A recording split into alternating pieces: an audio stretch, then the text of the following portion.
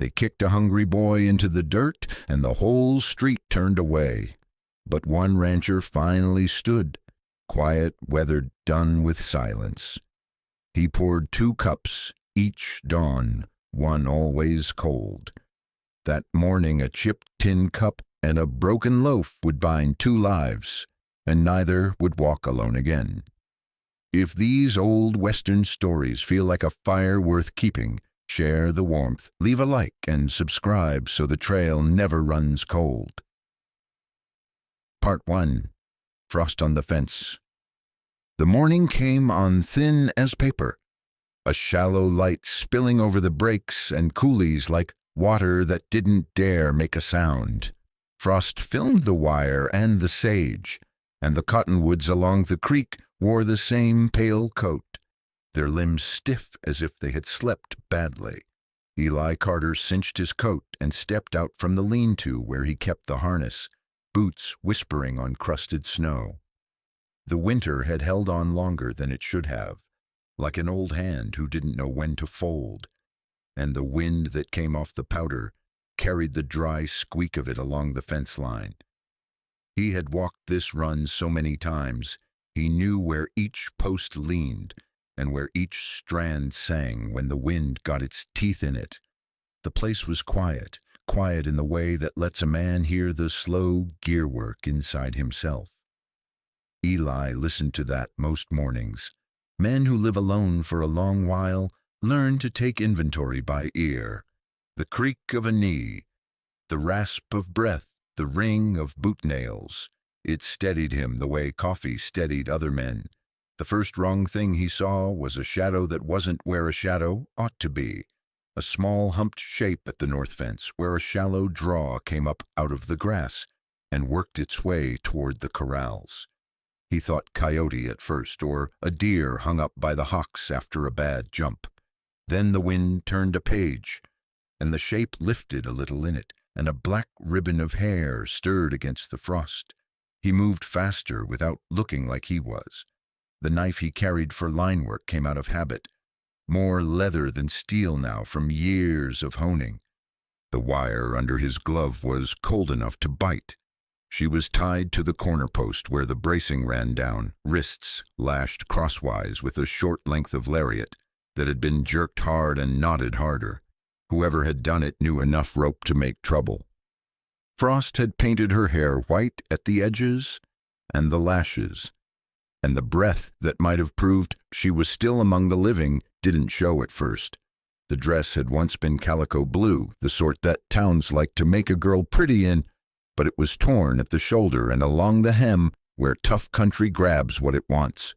Her wrists were the worst of it, raw rings, shiny and angry where the rope had burned through.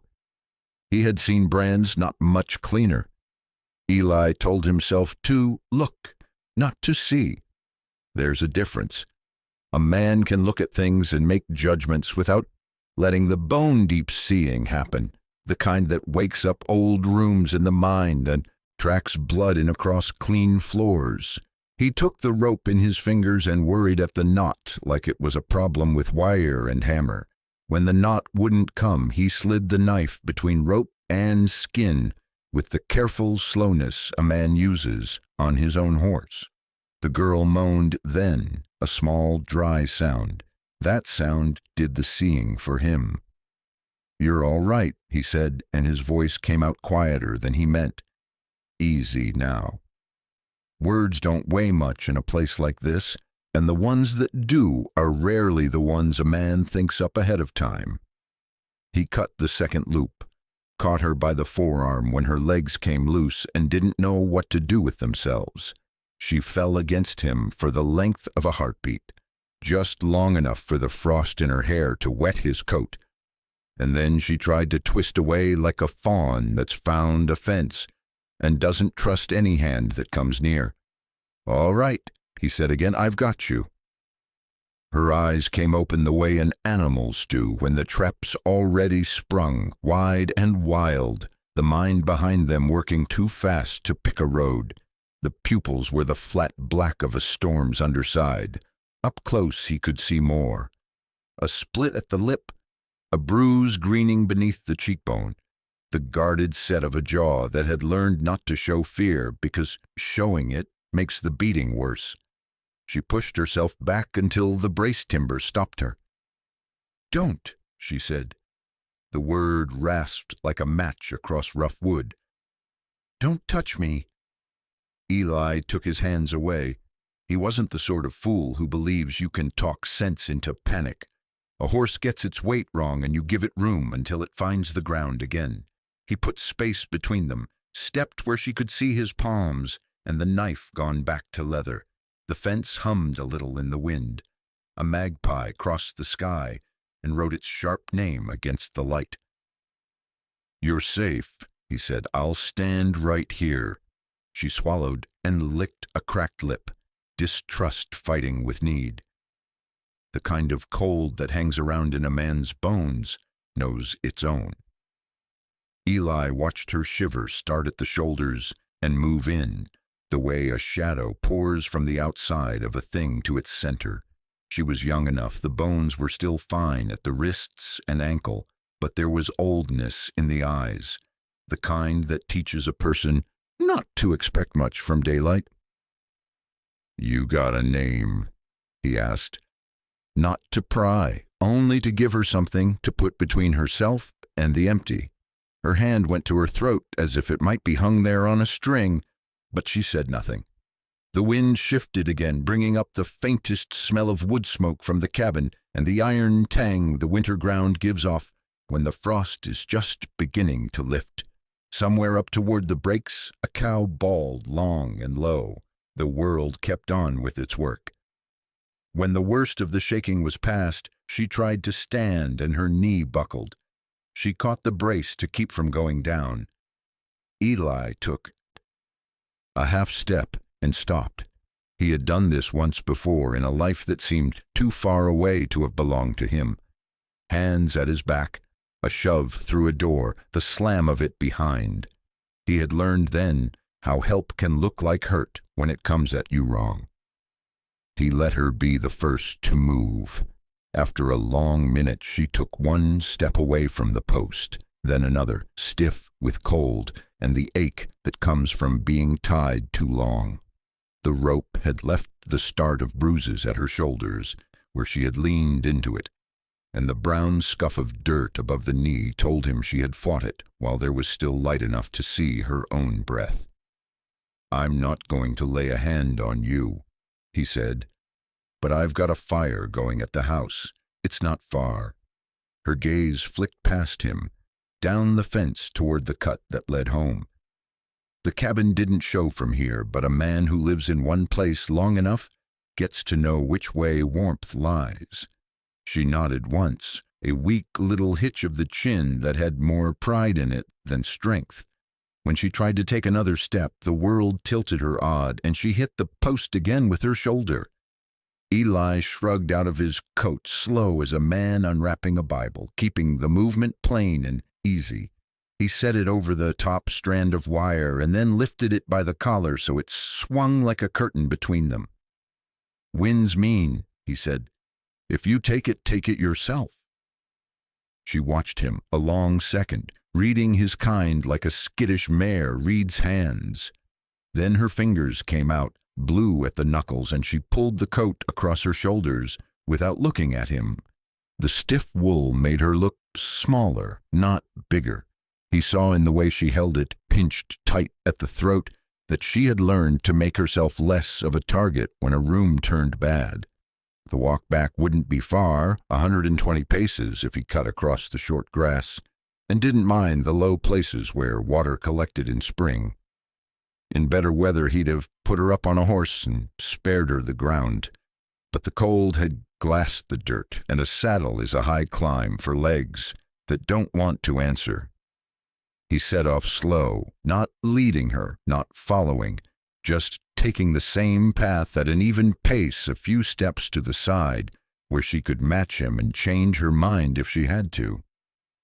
They went that way a while, the steady scuff of his boots and the softer slip of hers, the small dry cough she kept swallowing because even a cough felt like it might break something.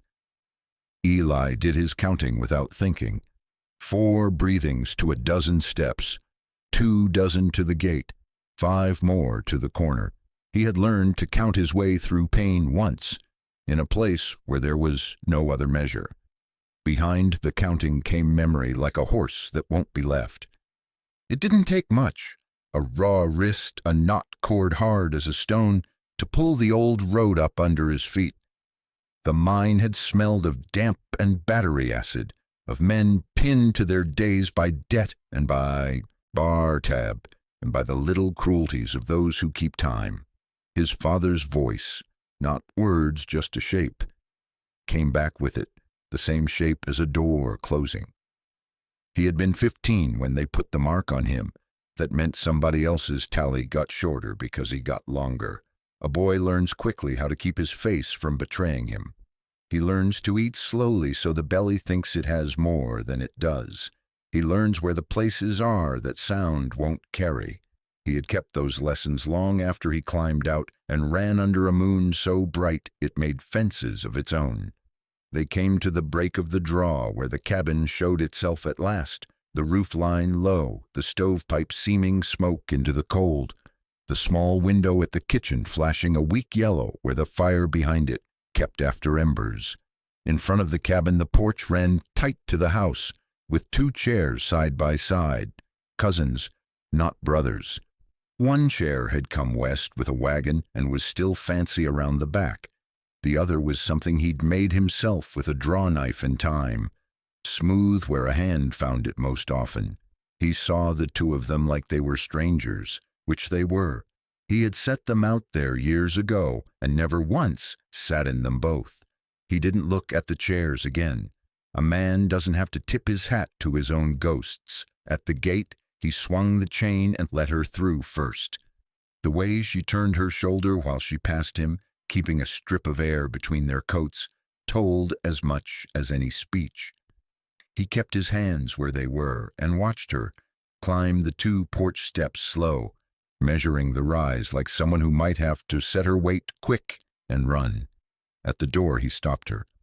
"Hold a minute," he said, and stepped past her to lift the latch.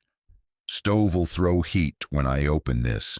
Don't stand too near. Cold like this will crack a man if he goes from it to warm too fast." She didn't answer, but she took the half-step back that said she'd heard him. Winter has its own rules, and it enforces them without malice the way a river does. He pushed the door, and the heat came like a soft hand across the face. It carried with it the smell of coffee that had gone past right and into strong, and the old comfort of wood resined up and finding flame. He didn't usher her in. He let the choice stay hers. She put her hand to the jamb the way a blind person feels a doorway, then crossed it. The coat slipped a little on her shoulders, and she gathered the collar again, as if modesty itself could help hold a body together. Eli followed, closed the door against the day, and the latch clicked with that small sound that means a man is home and safe for a while. He stopped there with his back to the door and let his eyes adjust to the room. He knew better than his own palms. The table had the 2 chairs. The shelf above it held plates and a single tin cup, chipped along the rim where a careless hand had dropped it years back. The iron kettle on the iron stove grumbled to itself. He could set water. He could set bread to warm on the back. "Firebox is there," he said. "I'll bring another log in." She stood just inside, not quite claiming the room.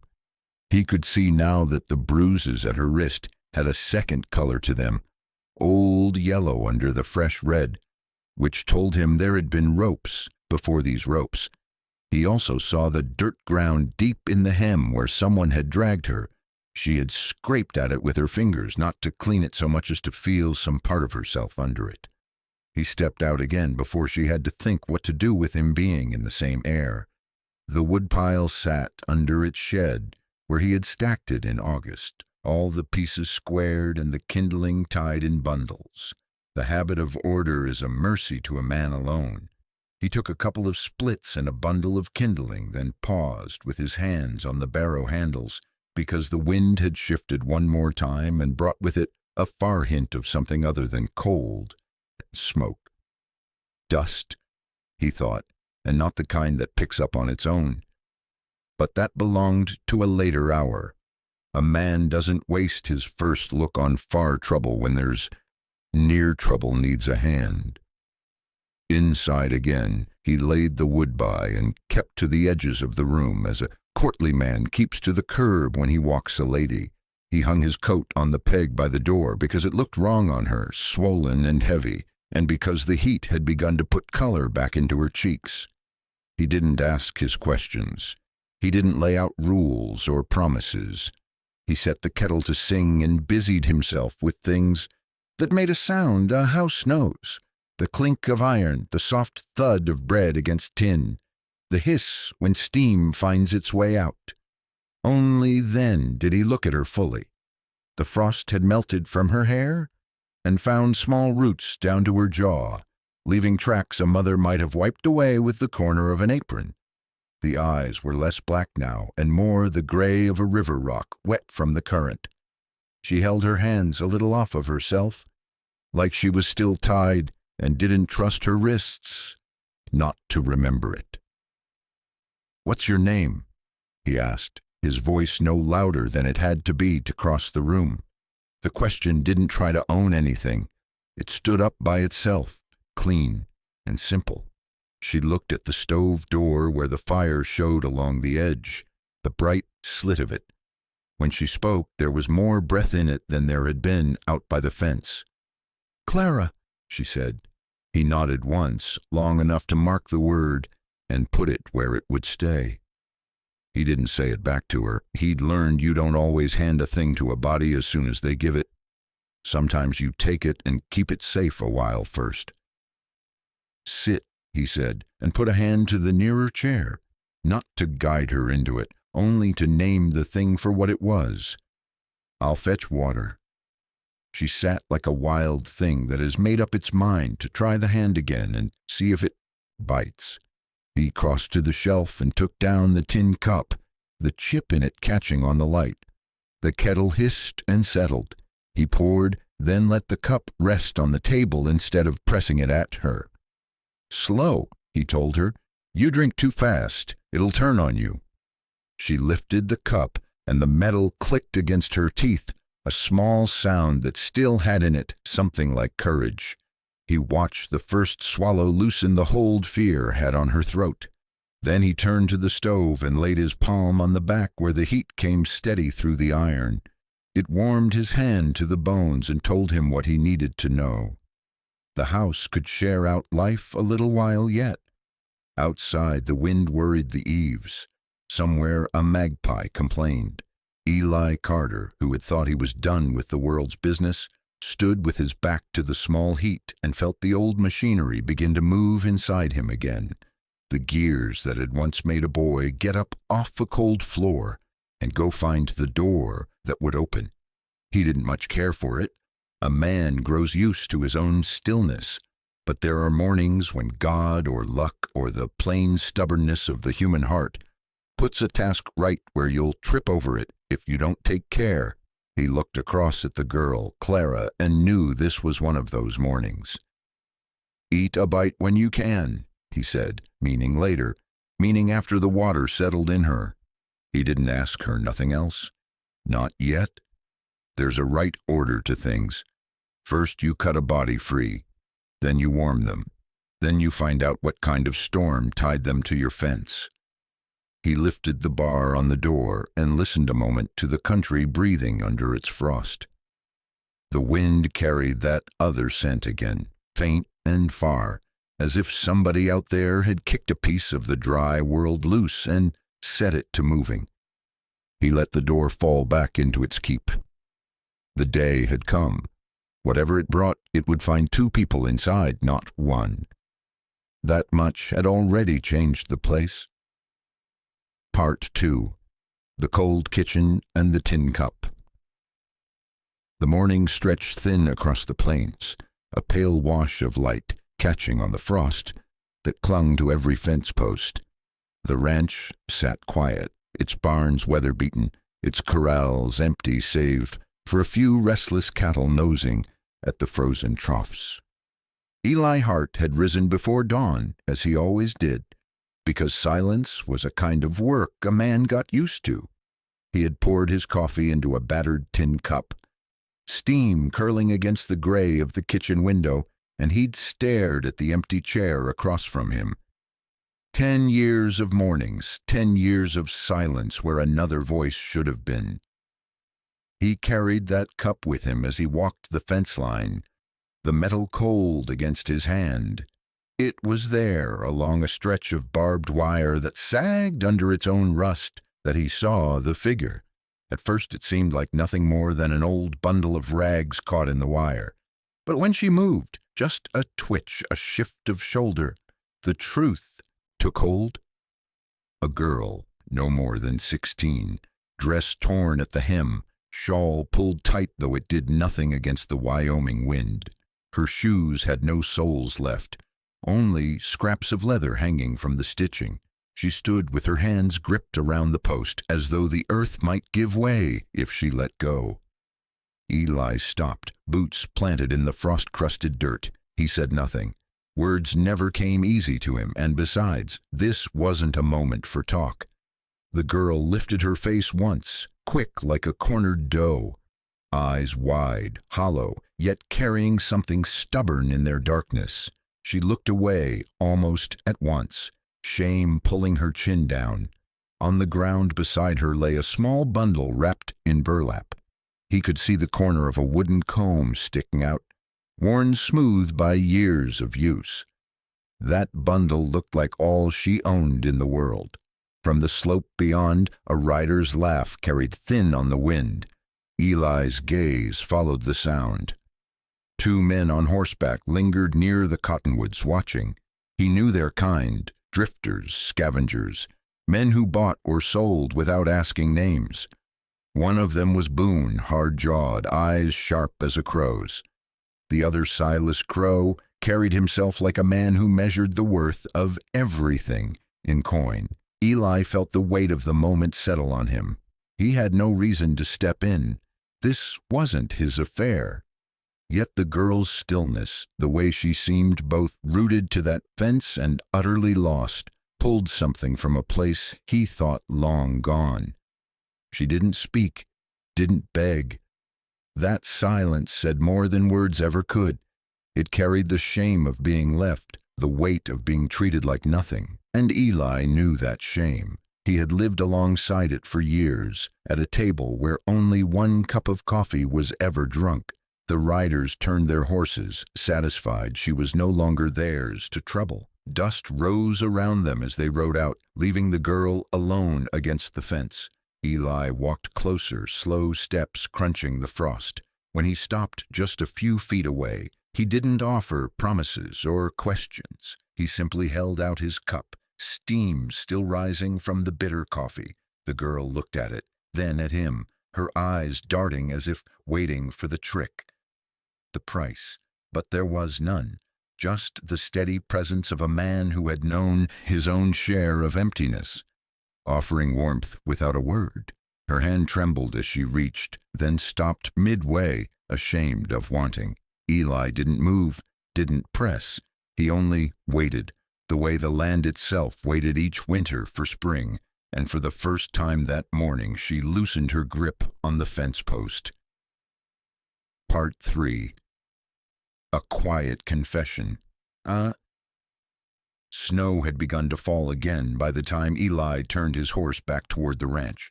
The girl walked beside him, her bundle clutched tight against her chest. She hadn't touched the coffee after all, only looked at it, then lowered her hand, as though ashamed for reaching. Eli drank it himself, slow, without remark. There was nothing to explain. Some things needed time before they could be touched. The ranch rose out of the valley like a memory half kept. The low barn with its patched roof, corrals that leaned but still held, the narrow house with smoke curling from the chimney. To Eli, it was a place built by work more than comfort. To her, it was an unknown, another door she might not be welcome to cross. When they reached the porch, Eli stepped aside. He opened the door, let the heat spill out, then waited. She lingered on the bottom step, one boot still half off her foot. Her eyes darted quick, at the door, at him, at the sky that threatened to bury them both in white. Finally she climbed the steps. Not quickly, not with trust, more like someone who expected to be turned back at any moment. Inside, the room smelled of wood smoke and iron. The stove ticked faintly, its heat filling the air.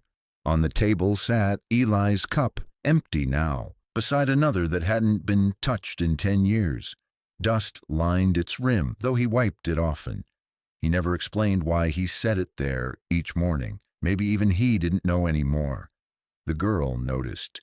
Her gaze stayed fixed on that second cup longer than she meant to, long enough that Eli caught it.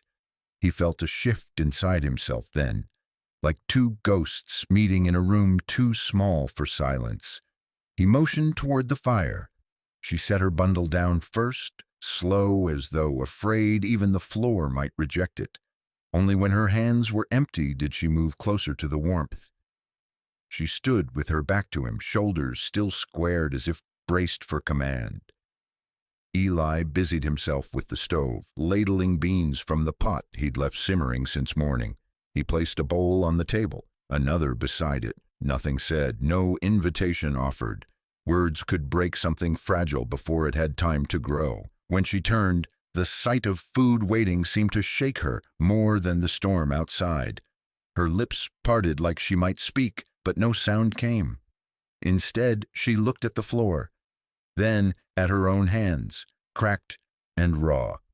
She didn't sit until Eli had taken his place first. Even then, she perched on the edge of the chair, every muscle taut as a fence wire. She didn't lift the spoon right away. Instead, she stared into the beans as if searching for the trick, the trap, the price. Eli ate slow, steady, without glancing at her. At last, hunger outweighed shame. She lifted the spoon. The first bite came hesitant, then another, faster now until her shoulders dropped just a little. Not relief, not trust. Just the body remembering what it felt like to eat without fear. The storm pressed hard against the windows. The house creaked. Eli set his spoon down, leaned back, and let the quiet stretch. He had no intention of asking who she was or where she'd come from. In time, the land revealed everything worth knowing. For now, it was enough that she was here. When the bowl was empty, she folded her hands around it, holding it as though it might disappear. Then, with a movement so small it might have been missed, her eyes lifted to his, just for a second. Not gratitude, not yet. Something thinner, the barest crack in the wall she'd built around herself. Eli gave a single nod, as if to say he understood. And in that room, with snow piling against the door, two people who had forgotten what it meant to stay found themselves in the same silence. Part 4. The Auction Shadows. By the time the storm broke, the town was stirring with its usual noise. Wagons rattling down Main Street, the clang of a blacksmith's hammer, the distant shout of someone calling cattle home. Eli hadn't meant to bring her there so soon, but supplies couldn't wait. The ranch had beans enough to last, but flour was near gone, and salt was worth more than gold when the cold months set in. She walked a step behind him, shawl pulled close, eyes lowered. Folks in town noticed, they always noticed. Heads turned from porches and conversations thinned to whispers. Eli had lived with their talk for years, about his solitude, his scars, his silence. He'd grown so used to it that it rolled off him like dust in the wind. But now, with her beside him, he felt the weight sharper. Their eyes weren't on him anymore. They were on her. Near the trading post, a group of men lingered, the kind who loitered more than they worked. One of them, with a broad belly straining his vest, tipped his hat mockingly. "Well now, Briggs," he drawled, his gaze sliding over the girl like she was a mule up for bidding. Didn't know you'd taken to buying company." The words cut like a whip. She flinched, her steps faltering. Shame rose hot in her cheeks, though she said nothing. Eli's hand, rough and steady, touched the small of her back just enough to keep her moving. He didn't answer the man, didn't even turn his head. Sometimes silence spoke louder than fists. Inside the store, she stood close to the wall while Eli gathered flour, coffee, and salt. The shopkeeper, a thin man with quick eyes, rang up the goods without much fuss, but when his gaze flicked toward her, it lingered too long. "If she needs work," he said, tone almost casual. "Mason Crow's always hiring help out by his spread. Heard he's short on kitchen hands." Eli's jaw worked once, the only sign he'd heard. He packed the supplies into a sack, set coin on the counter, and said nothing. The shopkeeper waited for a reply that never came, then busied himself with the till. Out on the street again, the air was thick with the scent of dust and horse sweat. A rider cut across the road, reining in sharp. Mason Crow himself. He was younger than Eli by 10 years, but already hard around the eyes, a man who measured everything by what it could be bought or broken for. His horse sidestepped, iron shoes striking sparks against the stone. "Briggs," Mason called, tipping his hat as his grin spread. Then his gaze fell on her. "Didn't know you'd picked up strays." His tone was too smooth, too sharp. "I could put her to work. Better pay than whatever you've got her doing out there." The girl froze. She didn't look at Eli, didn't look at Mason. Just the ground, like if she held still enough, maybe she'd vanish. Her hands gripped the shawl so tight, her knuckles went white. She'd been sold before. She knew the sound of men talking over her head, weighing her worth like they might a cow or a saddle. Eli lifted his gaze, steady as the mountains behind him. His voice came quiet, but it carried. "She's got work here." The pause that followed stretched across the street. Mason's grin faltered just a flicker. Then he laughed, tipping his hat again. "Suit yourself." He wheeled his horse and was gone, leaving only hoofprints in the dust. The girl finally breathed, though it came ragged. For the first time since stepping into town, she dared to glance at Eli. Not long, not with thanks, just long enough to know he'd stood where no one else had. Eli adjusted the sack of supplies over his shoulder and started back toward the edge of town. His stride was the same as always, but the silence around him felt different now. Heavier, but also stronger. Like a wall built not just for himself anymore, but for someone else who had nothing left. Behind him, her steps fell into place, and though shame still weighed her, though her hands still trembled at the thought of being nothing more than a trade, there was a new thread winding through it. Thin, but there. The first thread of belonging. Part 5. By the fire's light. The ride home from town was long, the sack of flour and coffee shifting against Eli's saddle horn, the wind carrying a faint bite that spoke of colder days coming. She walked beside him until the path turned rocky. Then he reached down, offered a hand without a word. For a breath she hesitated. Old habits, old fears, but then her fingers brushed his. Light as a bird alighting, he lifted her up onto the horse with ease, as if it were the most natural thing in the world. By the time they reached the ranch, dusk had draped itself across the land. The sky glowed with the last embers of daylight, and coyotes called from far-off ridges. Inside the cabin, the hearth still held a bed of coals from the morning fire. Eli laid the supplies down, stacked kindling, and coaxed the flames alive. The glow stretched long shadows across the room, wrapping the walls in quiet warmth. She stood for a while in the doorway, as if unsure whether the space truly welcomed her. Then she stepped inside, shawl slipping from her shoulders. The flicker of firelight softened the lines of weariness on her face. She crossed to the hearth and, with hands that had done it many times before, adjusted the logs, settled the iron pot onto the hook, and filled it with water. She moved as though she belonged there, though no one had told her she did. Eli watched from his chair, silent as always. He had seen women in kitchens before, his mother's sure hands, his sister's laughter years ago, but there was something different in the way this girl moved. No chatter, no pretense, just a quiet determination, like every motion was a vow to herself that she would not be useless. Not again. The smell of beans and salt rising in the pot filled the small cabin. She added a sprig of something from the bundle she'd carried all this way, dried sage tied with a bit of twine. Its sharp, earthy scent cut through the air, grounding the place in something older than either of them. When she finally sat, it was on the edge of the bench, her hands folded in her lap, as though still waiting to be told what not to touch. The firelight painted her face in shifting amber. Her eyes flicked toward Eli once, quick, uncertain, then back to the flames. He poured coffee, the tin cups steaming between them, set one in front of her, the chipped rim turned away. She hesitated before lifting it, cradling the warmth as if it were the first real kindness in a long while. They ate in silence. Outside, the wind swept down the valley, rattling the shutters.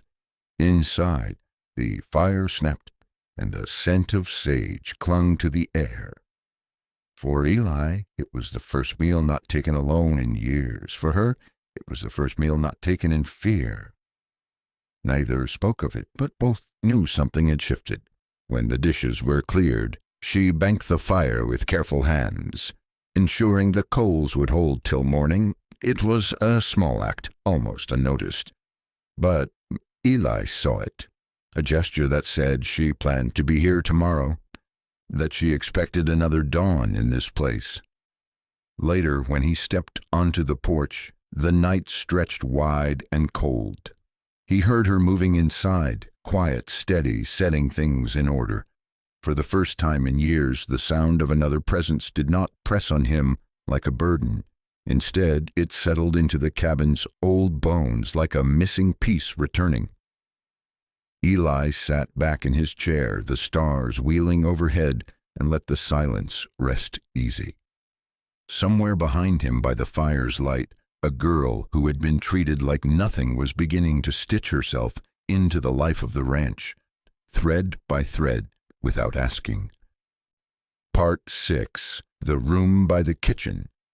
The cabin was not large. A single room stretched from hearth to window, table at one end, Eli's bed at the other.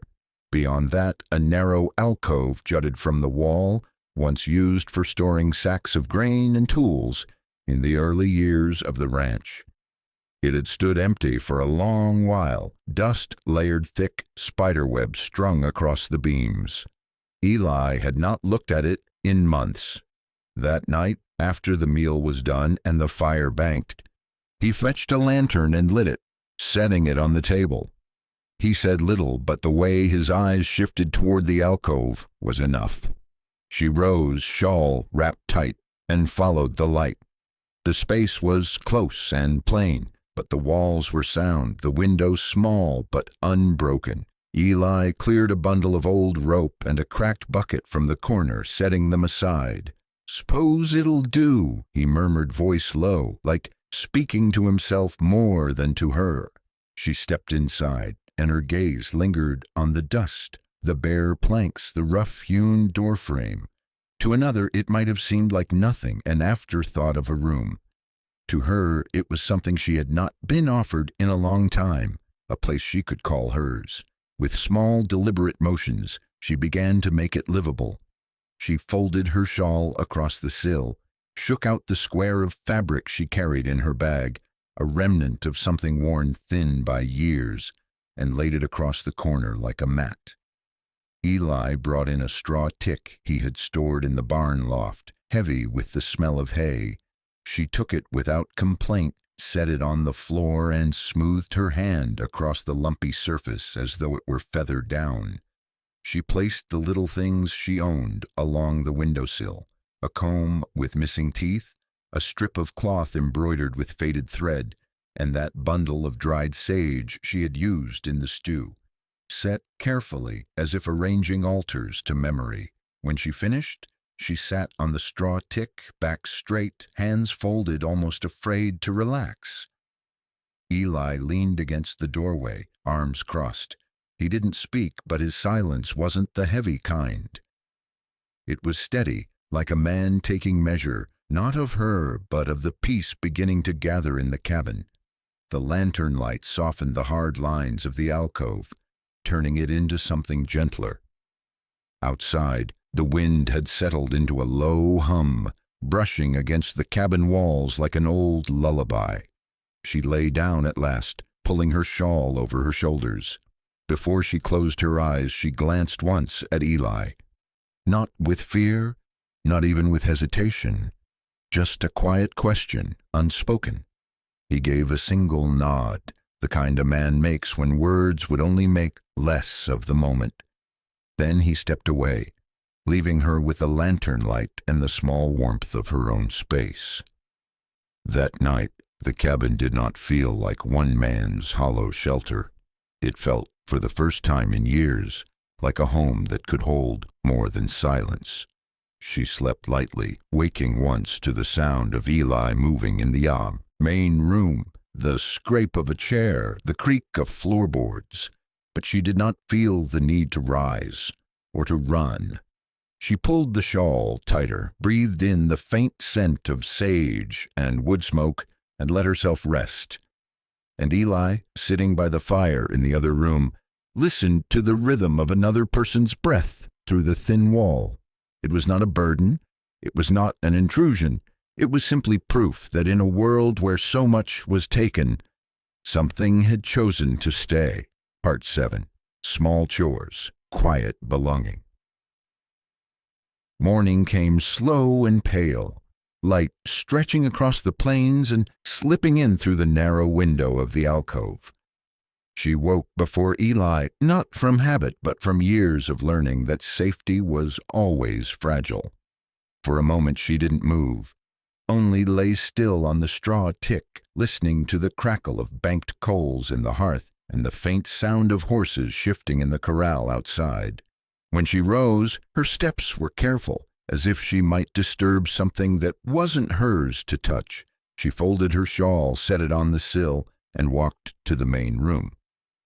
Eli was already up, standing near the table with a tin cup in his hand. He looked at her once, gave a small nod, then turned back to the coffee pot. No words were spoken, but the nod was enough. The day stretched long, work scattered across the land like stones that needed gathering. Fences leaned under the wind's push. Water troughs had gone low, and hay needed shifting from loft to stall. It was the kind of labor that never truly ended. Eli was used to carrying it alone, but that morning something shifted. She moved toward the table, gathered the cups, and rinsed them in the tin basin without being asked. The motion was small, but Eli noticed. He set his cup down slow, as though testing whether this quiet act might hold. When she finished, she dried the cups with the hem of her dress, careful not to chip them, then placed them back in their place. Later she followed him out to the yard. Eli didn't offer tools, didn't tell her where to stand, yet she found her place beside him. When he lifted the gate to mend its broken hinge, she steadied the post without a word. When he hauled a bale down from the loft, she cut the twine and spread the hay in even strokes, her hands sure, not wasteful. At midday the sun pressed down heavy, and Eli paused at the well, filling a bucket. She took it from him, carried it to the trough with measured steps, poured without spilling. When she looked back, he wasn't watching the water but her, the ease of her movements, the way she fit herself to the work as if she had always belonged to land and labor. Inside, she tended the hearth. She scraped the ashes into a pan, set new kindling, coaxed the flame alive. She stirred beans with that same slow patience she had shown on her first night, as though the simple act of feeding another was a language all its own. That evening, when they sat down to eat, Eli split the bread he had baked. That morning, without thinking, he pushed the thicker half toward her. She hesitated, eyes flicking to his face, then lowered them, taking it in both hands as though it were more than bread. He said nothing, but the silence carried a weight of its own, the kind that meant she was no longer being measured, only shared with. For the first time she took off her shoes before lying down to rest. The gesture was small, invisible almost, but it spoke of trust, the kind that comes not from promises, but from the steady offering of space, of kindness unspoken. Eli, sitting by the hearth, watched the flames burn low and thought of how the cabin felt different now. Not lighter, not louder, but fuller. The air carried more than his own breath. The silence was no longer empty, it was shared. And in that small, unremarkable day of chores, something had begun to grow. Not hope exactly, not yet, but belonging, fragile as new grass after drought. Part 8. Harlan alone in the sagging tent. The wind cut cold across the flats, rattling the thin canvas walls of the tent pitched on the edge of town. Harlan Cobb sat hunched on a broken stool, shoulders drawn tight against the draft. The lamp on the crate beside him gave off a weak light, barely enough to push back the shadows. Its flame sputtered, hungry for oil he hadn't bought. The tent sagged inward from years of use, patched in places with scraps of burlap. Rain had left rings of mildew on the canvas, and dust crept through every seam, settling in the folds of his blanket and the creases of his face. His boots, cracked at the toes, sat heavy on the dirt floor, while his hat lay limp near the corner, long past its shape. Before him, on a splintered box, sat a tin cup, empty, its rim dented from some long-ago drop. He stared at it, fingers drumming against his knee, as though waiting for it to fill itself. But there was no coffee, no whiskey, no company. Just that hollow vessel staring back at him. He remembered the boy's face, the one he'd lashed out at in the street, the way the crowd had gone quiet, and how Briggs had stepped forward with fists steady and eyes that didn't flinch. Harlan had been dropped to the dust with one punch, the sheriff standing close enough to see, but not close enough to help. He could still taste blood in his mouth when he thought of it. And yet what burned worse than the blow was the look in the people's eyes. Not fear, not pity, just disappointment, as if his meanness was no surprise. He had wanted to shout, to tell them he was hungry, that work had dried up and a man had to swallow pride for crusts. But the words stuck, and all they saw was bitterness turned loose on a child. He lifted the cup, turned it in his hand. The metal was cold, the weight familiar. Once it had been part of long rides full of black coffee shared by firelight, when he still had men who called him partner. Now it was nothing but an echo of those days, a reminder that he'd fallen so far even shadows didn't follow him anymore. The tent groaned in the wind, seams straining. Harlan pulled the blanket tighter and set the cup down hard, the clink sharp in the stillness. His breath hung in the cold, a cloud that faded too quick. There was no fire here, no warmth, only the sound of wind worrying at canvas, and a man too proud to ask for help, too broken to offer kindness. In the quiet, he thought of the boy with bread in his hands, of the rancher who had stepped forward without a word of anger.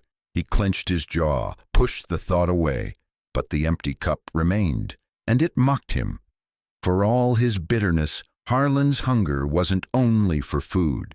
It was for the place he'd lost, the belonging that slipped away when he let anger take root. Now alone in that sagging tent, he had nothing but dust, silence, and the hollow echo of what used to be. Part 9. Afternoon. Porch confrontation.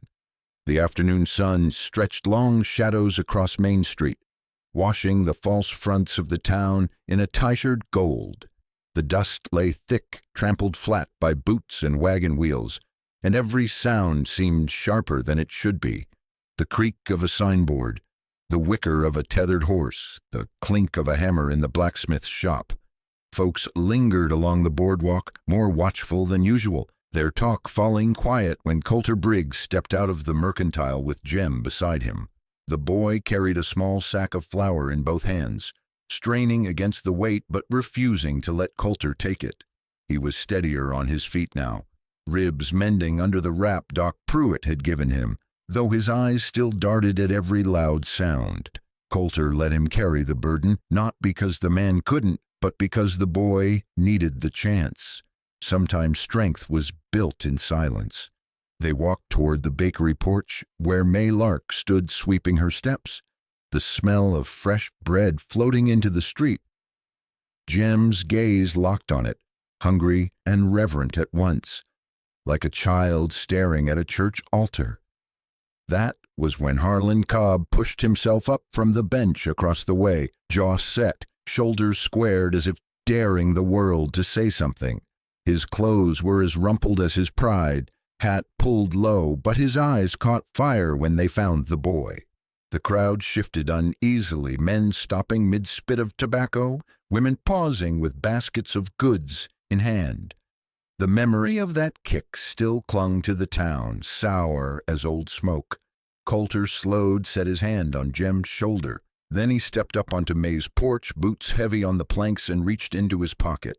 The coin he pulled was bright against his calloused fingers, a silver dollar, the kind men rarely parted with lightly. He laid it on the railing between them and the watching street. The metal caught the sun, glinting like a quiet declaration. "For the bread," Coulter said, his voice even, carrying, without strain, no anger, no insult, just a plain truth given weight by the man who spoke it. Harlan's jaw worked. He looked from the coin to Coulter, then to Jem, whose thin hands still clutched the flour sack like it was all he owned. A muscle twitched in Harlan's cheek. The silver dollar was more than payment. It was mercy offered in daylight, in front of everyone. The silence on the street thickened. No one moved, waiting for Harlan to sneer, to spit, to push back. Instead, his shoulders slumped the slightest inch. Pride faltered. He stepped forward, slow, as if walking through mud, and picked up the coin. His fingers curled around it, knuckles white. For a moment something passed over his face. Not gratitude, but a weary kind of surrender. A man swallowing down the last of his fight. He gave no thanks, no nod, just turned, slipped the coin into his pocket, and walked back toward the edge of town where his sagging tent waited. The crowd let out the breath they hadn't known they were holding. Some muttered, some looked away. May set her broom aside and went back inside, the door swinging shut with a soft thud. Coulter said nothing more. He rested a hand on Jem's shoulder again, guiding him through the hush of the street. The boy looked up at him, wide-eyed, as if trying to understand what had just happened. Coulter didn't explain. Some lessons weren't in words. They were in silver left shining on a railing, in pride swallowed without gloating, in the way a man chose to stand when everyone else was watching. And that day, in the late sun of a weary town, Coulter Briggs showed the difference between breaking a man and giving him away, to step back without losing what little he had left. Part 10. Quiet climax, shadow at the window. The ranch lay hushed under a pale wash of moonlight. Coyotes yipped in the far draws, their cries thin against the vastness of the prairie. Inside the house, the coals in the hearth glowed a soft red, shadows stretching long across the wooden floor. Jem had fallen asleep curled near the warmth, his small chest rising slow, his shoes set neatly by the hearth where Coulter had shown him it was safe to leave them. Coulter sat at the table with the second tin cup before him, its rim still chipped, steam rising faintly from the coffee cooling inside. His gaze was heavy, tired, but it lingered on the boy, who in sleep no longer flinched at every creak. That small change was worth more than gold. Then, out in the yard, a sound. Not the usual groan of the windmill or the shifting of a restless horse. This was sharper, closer, the scuff of a boot on dry dirt. Coulter rose without a word. Chair legs scraping softly, he crossed to the rifle propped by the door, lifted it with a practiced hand, and eased open the window shutter just an inch. Outside, the yard stretched pale in the moonlight, every fence post casting a dark finger across the ground. By the corral, a shadow shifted. A man crouched, testing the latch on the gate. Coulter's jaw tightened. He didn't call out, didn't give warning. Instead, he raised the rifle, sighted low, and sent one sharp shot into the dirt by the man's boots. The crack split the night wide open, horses startled, snorting and stamping. The intruder bolted, a black figure sprinting hard for the mesquite beyond the fence. Dust swallowed him whole. The echo rolled off into silence. Only the creak of the gate remained, swinging on its hinge. Coulter lowered the rifle, his eyes steady. He had not fired to kill, only to warn. Behind him, a stir. Jem was awake, eyes wide in the dim light, fear tightening his small frame. He looked from the open shutter to the rifle in Coulter's hands, then down at the second cup still waiting on the table. The boy hesitated, as if weighing something. Then slowly he stood and padded across the floor. He poured what little coffee remained from the pot into that second cup, his movements careful, almost solemn. Then he carried it, two hands wrapped around the warm tin, and set it before Coulter's place at the table. No words passed, but in that quiet gesture something shifted. The second cup, once left cold in memory, now carried steam poured by another hand. Jem lingered by the table, eyes on the cup, then lifted his gaze to Coulter. For the first time, his lips parted around a word he'd been holding back for days. "Pa," he whispered, so soft it could have been mistaken for the wind. Coulter's chest tightened. He said nothing, but his hand settled gently on the boy's shoulder, steady as the earth beneath them. The fire crackled low. Outside, the hoofprints of the intruder already faded in the dust. Inside, though, something stayed, a bond sealed not with blood or law, but with a half-full cup and a word spoken in trust. Part 11. Sheriff's Warning and the Marked Cup. Morning came cool and thin, the light rising slow across the prairie. Dew clung to the sage and the fence rails, glinting pale under a sky that promised heat later. Coulter was already outside, leaning on the porch rail, the rifle balanced quietly against his leg. His eyes scanned the horizon as if the night's shadow might still linger out there, hidden in the brush. Jem came out barefoot, rubbing his eyes, hair tousled from sleep. He looked small against the vast morning, but his step carried a new steadiness. The boy glanced up at Coulter, then at the dust still scattered near the corral gate. "He was real," Jem said softly, not as a question but a fact. Coulter gave a slow nod. "Real enough." He didn't tell the boy that he'd recognized the gate, even in that dim light. Harlan Cobb. The man's pride had taken a wound deeper than a boot could scuff. He wouldn't let it lie easy. By noon, Sheriff Dunn rode in, his bay horse lathered from the distance. The sheriff swung down stiffly, tipping his hat as he stepped onto Coulter's porch. His gaze flicked to Jem, who shrank a little under the weight of that official look. Coulter motioned him inside, and the boy obeyed, though his small eyes lingered at the door's crack. "Was Cobb," the sheriff said without wasting time. "He's been drinking harder since you laid him flat that day. Folks saw him slinking out toward your side of the flats last night." Coulter's face gave nothing. He didn't make it past the gate. Dunn's eyes narrowed. "He won't stop there, pride like his festers. But I'll tell you plain, I've no cell to keep him long. All I can do is put word up." The sheriff pulled a weathered sheet of paper from his coat and nailed it to the post by Coulter's porch. Trespassers prosecuted. The hammer strikes echoed through the quiet like dull warnings. When Dunn left, dust trailing behind, Coulter stood for a long time before that paper. He knew words on wood wouldn't stop a man with nothing left to lose. Still, it was something, a marker that the law, however thin, had drawn a line. That evening, after chores and supper, Coulter sat at the table with the 2 tin cups before him. The chipped one had always been a weight, a reminder of something gone. Tonight, though, it felt different. Jem had poured into it, had claimed it in his own small way. Coulter took out his awl and a thin strip of leather. The boy watched from his stool by the fire, quiet, curious. Coulter worked the leather around the cup's rim, stitching it careful, each loop tight and even. The old sharp edge of the metal disappeared beneath the rawhide, softened and whole again. Then, with the awl, he pressed letters into the strip.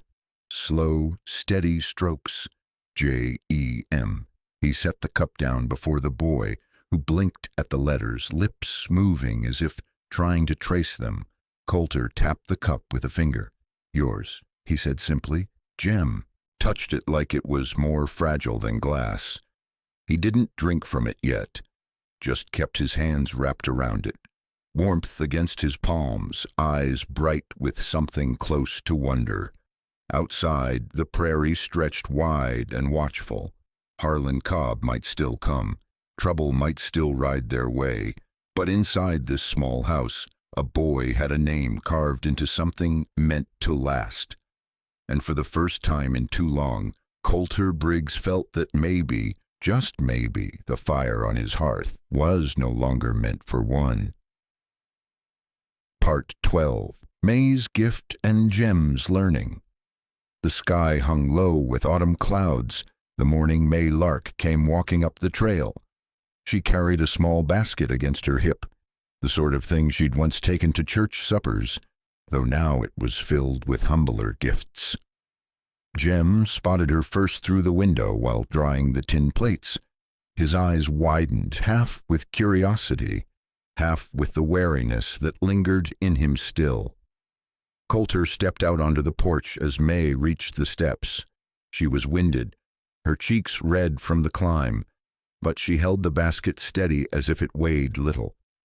"Starter," she said simply, lifting the cloth that covered it.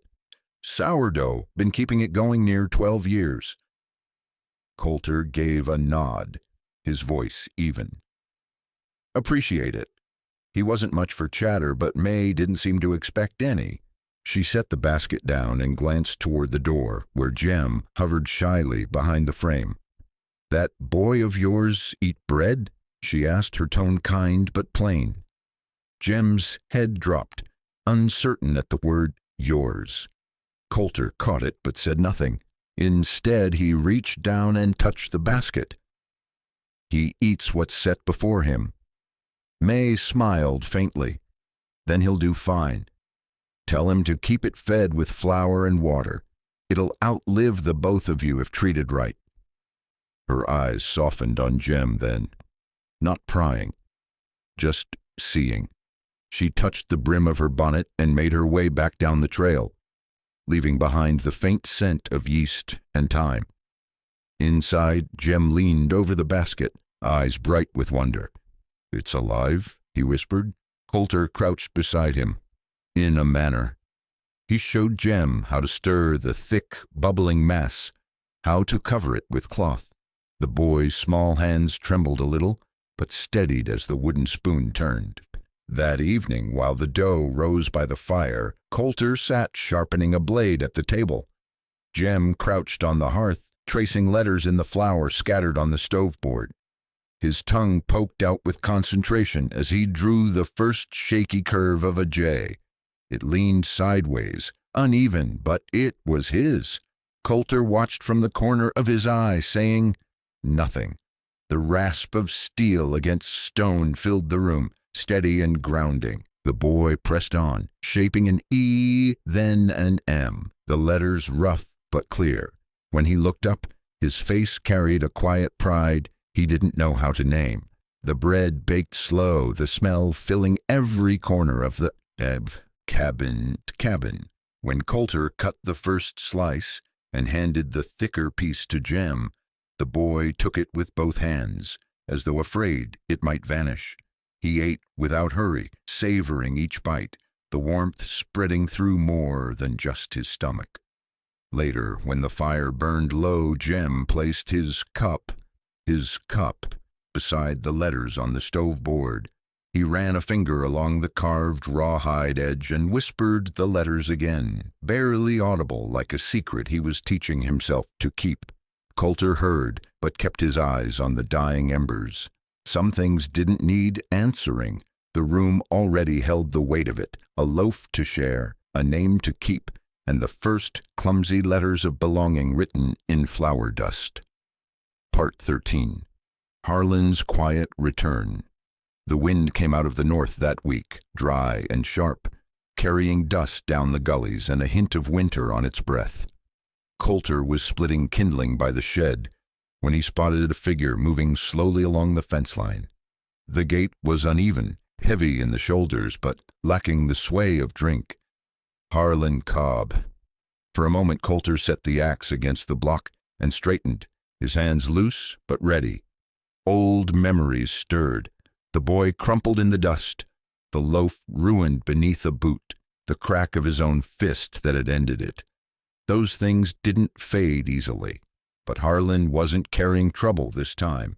No bottle, no sneer, just a burlap sack slung over one shoulder, the weight of it bending him forward. He didn't call out, didn't even glance up at Coulter, though he must have known he was seen. Jem stepped out from the barn then, his small hands still dusty with grain, his eyes fixed on the man at the fence, the one whose boot he remembered better than his face. He froze, half behind the doorframe, watching. Harlan reached the corner post, leaned the sack against it with care, then straightened and tugged once at the brim of his hat. The gesture was awkward, stiff, but it was no insult. Without a word he turned, boots crunching on the hard ground, and headed back the way he'd come. Coulter didn't call after him. He walked slow to the fence line, Jem trailing close behind. The boy's breath caught when he saw the sack open at the top. Feed corn dry and clean, more than a man with no stock had use for. Jem looked up at Coulter, questions flickering in his eyes. But Coulter only bent, gripped the sack in one hand, and hauled it over the fence. He set it down in the shade of the shed without comment. The boy lingered. "Whitey!" His voice faltered. Coulter didn't answer straight away. He brushed the dust from his palms, eyes following Harlan's back until the man disappeared beyond the ridge. "Some debts," he said finally. "Get paid quiet." That night, as the fire burned low, Jem sat near the hearth, tracing letters again, the smell of rising dough mingling with smoke. His cup steamed beside him, not left empty now. Every so often he glanced toward the window as though half expecting another shadow, but no shadow came. Only the steady breath of the ranch settling for the night, and the memory of a man leaving something behind instead of taking. Coulter leaned back in his chair, watching the boy, and thought about the sack of feed resting under the shed. No words, no apology, no promise, just a weight set down and left. Maybe that was enough. Sometimes it had to be. Part 14. The morning road. The sky was still pale with dawn when May Lark came up the lane, a warm loaf wrapped in cloth cradled against her arm. Jem had been awake long before the rooster, excitement pulling him from bed. Today was the day he'd walk into town not as a beggar boy, not as the kicked-aside child of a crowd's silence, but as a student, a boy with a name spoken, a seat waiting, and a cup that bore his mark. Coulter Briggs sat on the porch, the chipped tin coffee cup balanced in his hands. He had mended it the night before, binding the crack with leather and etching a small, steady engraving across the side. J-E-M. The letters weren't straight, but they were deep enough to last. He set the cup beside his own, steam curling upward in the cool air. Jem came out, shirt tucked careful, hair combed flat in an earnest effort. He glanced at the cup, and a smile spread slowly across his face. He touched the letters with a finger, as though making sure they were real. May arrived then, pressing the warm loaf into his hands. "For sharing," she said softly, her voice like the oven she kept alive each dawn. Jem's eyes glistened. He clutched it close, as though it carried more than bread.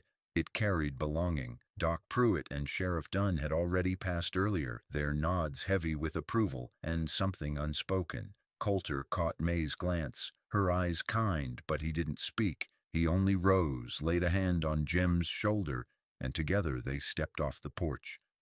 The road stretched red in the morning light, dust rising around their boots. Jem carried the loaf in one arm, the repaired cup hooked by its handle on his belt. Each step sounded steady, no longer the shuffle of a boy waiting for the next kick. At the fence line, Coulter paused. Behind them, the porch held two steaming cups, one for a man long alone, the other for the boy who now bore his name on tin. Before them, the shadows of both stretched long down the road, side by side, not separate anymore. They walked on, man and boy, toward a town that would learn slowly what it meant when someone chose to stay. Out on the prairie, a chipped cup still waits for morning coffee, and the quiet road carries two sets of footprints now. Some stories don't end with gunfire or glory. They end with belonging, found in silence and small kindnesses. If this tale stirred something in you, I'd be honored to hear it in the comments.